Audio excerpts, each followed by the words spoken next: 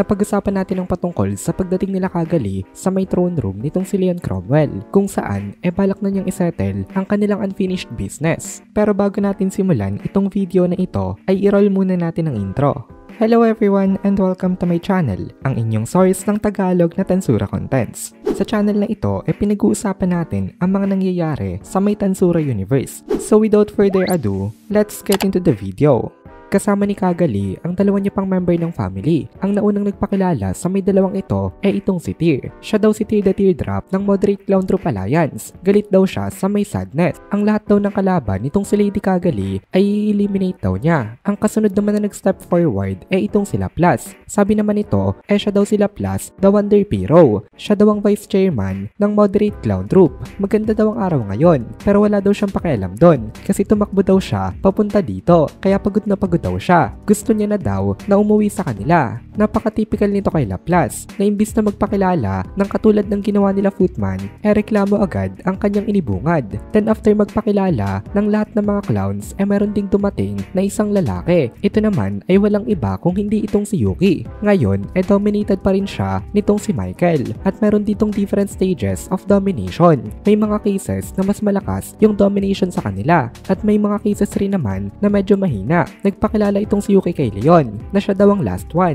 Ang pangalan niya daw ay Yuki Kagurazaka. Nakapag-meet na daw sila dati pero medyo foggy daw ang kanyang memory kaya hindi niya ito masyadong maalala. Itong si Yuki ay mas maraming restrictions compared kina Kagali. Isa itong sign na ina-acknowledge ni Michael ang kanyang capability kasi kung hindi naman si Yuki ganun kalakas hahayaan na lang ito nitong si Michael na mai-exercise ang kanyang free will. Pero ngayon nga mataas na level ng restriction ang inilagay niya dito kasi ayaw ni Michael na magkaroon ito ng chance na makalaya. Ngayon ina-analyze ni Leon ang kanyang situation kasi 5 nga itong dumating dito at ang bawat isa dito ay kasing lakas na itong si Yuki Kagurazaka kaya aware si Leon na delikado ang kanyang situation. Pinag-iisipan niyang mabuti ngayon kung ano ang pinakamaganda na action. Base sa analyzation ni Leon maaaring matalo niya ang isa sa mga ito. Pero ang tanong paano na yung matitirang 4? Siguradong pagtutulungan siya kaya kung hindi niya kaya na talunin itong 5 sa tingin ni Leon ay mas mabuti ang tumakas kapag kaya niya naman silang matakasan. Pero naisip kasi ni Leon ang sinabi sa kanya nitong si Rimuru patungkol nga kay Kagali na ito nga daw si Demon Lord Kazareyam. Nakita ni Leon ngayon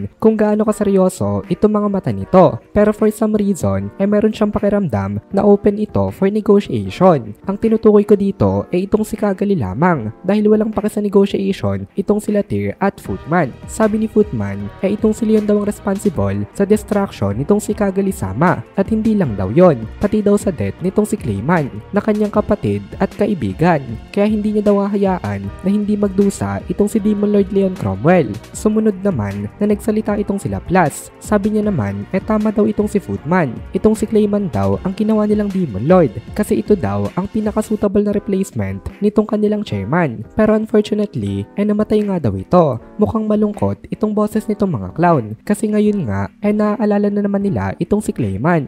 Then ang last na nagsalita itong si Tear. Sabi naman niya nakakalungkot daw talaga pero okay na daw yon kasi ngayon daw meron na silang chance na makapaghiganti. Binigyan daw sila nitong si Kagali-sama ng pagkakataon kaya ipaparamdam daw nila kay Leon ang sakit na kanilang naranasan. Ngayon magkakaroon dito ng rumble. Sa group ni Leon meron silang 3 bilang habang sa group naman nila Kagali 5 ang bilang nila pero 4 lang ang lalaban kasi hindi gumagalaw itong si Yuki Kagurazaka. So ito ang naging mga match-up. Ang katapat ni Tear itong si Alrose at ang katapat ni Footman itong si Claude. Kaya may 2 pa na mga natitirang kalaban. At si Leon of course ang tatapat sa 2 to. Under normal circumstances wala talaga silang chance na manalo. Pero mabuti na lang at hindi ito normal circumstance dahil bigla ni Kagaling inilabas ang kanyang mythical grade level na weapon. Ito ay tinatawag na Ruin Scepter. Ito ay nanggaling kay Michael. Inihampas niya ito kay Leon at na-defend naman ni Leon ang kanyang sarili. Gamit naman ang kanyang mythical grade na weapon rin. Ang collision ng 2 mythical grade level na swords na ito nag-cause ng napakalakas na shockwave. Pero biglang nagulat itong si Leon Cromwell dahil bigla siya nakatanggap ng message na galing kay Kagali. Ito ay message gamit ang thought communication. Tinanong ni Kagali kung naririnig daw ba siya ni Leon kasi balak niya daw na makipag-negotiate sa kanya. Tama pala ang prediction nitong si Leon kaya nag-reply siya kay Kagali na sige daw, magpaliwanag daw ito. Nagpatuloy naman si Kagali sa sa kanyang pagpapaliwanag. Sabi ni Kagali, may nanonood daw kasi sa kanyang mga actions, kaya kailangan niya daw na patuloy na umatake. Dahil daw doon, ipagpatuloy daw nila itong kanilang ginagawang palitan. On the outside, merong face na battle na nangyayari, pero gamit ang kanilang mga utak, malumanay na nag-uusap itong dalawang to. Pero hindi ito basta-basta na thought communication lamang. Gumagamit sila ng isang middleman para lalong ma-encrypt ang kanilang mga messages. At ang middleman na ito ay itong si Laplas. Si Laplas ang tiga-relay ng mga messages ng dalawang to. Ang dahilan nito